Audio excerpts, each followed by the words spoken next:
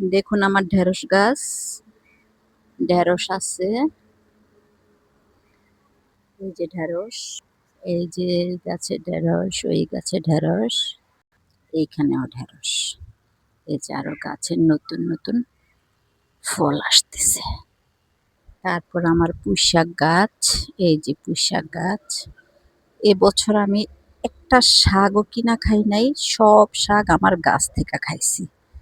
আমার পুঁইশাক গাছ নিজের লাগানো গাছ থেকে পুঁইশাক খাইছি। দেখছেন কত পুঁইশাক হয়েছে। ডাঁটা গাছ, এই যে ডাঁটা, যে ডাঁটা গাছ, ডাঁটা।